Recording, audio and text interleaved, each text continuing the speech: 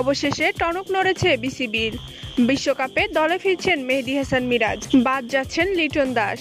বিশ্বকাপের আগে আসতে পারে অধিনায়কের পরিবর্তন। এখনও বিশ্বকাপের জন্য দল গোছাতে পারেনি বাংলাদেশ, কারণ দলের মূল ব্যাটাররাই তাদের ফর্মে নেই। ক্যাপ্টেন শান্তর পারফরম্যান্স বিচার করলে বিশ্বকাপে জায়গা হওয়ার কথা না তার। এদিকে ফর্মে নেই লিটন দাস। জিম্বাবুয়ের বিপক্ষে যেখানে রান করতে পারছে না, সেখানে বিশ্বকাপে গিয়ে যে ভালো পারফরমেন্স করবে তা ভাবাও ভুল। তবে এইবার নতুন সিদ্ধান্ত নিতে যাচ্ছে বিসিবি। জানা যায়, বাজে ফর্ম ও বাজে ক্যাপ্টেন্সির জন্য বিশ্বকাপে জায়গা হারাতে পারে নাজমুল হোসেন শান্ত। সেক্ষেত্রে বিশ্বকাপ দলকে নেতৃত্ব দিতে পারে অভিজ্ঞ ব্যাটসম্যান মাহমুদুল্লাহ রিয়াদ। রিয়াদের ফর্ম ও অভিজ্ঞতাকে কাজে লাগিয়ে বাংলাদেশ দল ভালো কিছু করতে পারে, এজন্যই এমন সিদ্ধান্ত নিচ্ছেন বিসিবি। এদিকে লিটনকে নিয়ে বিপাকে পড়েছে বিসিবি।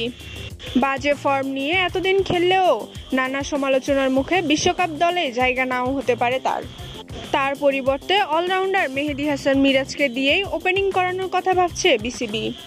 বিশ্বকাপের আগে দল ঘোষণার সময় 4টি পরিবর্তন আসতে পারে, এ ব্যাপারে জানিয়েছে বিসিবির এক সূত্র।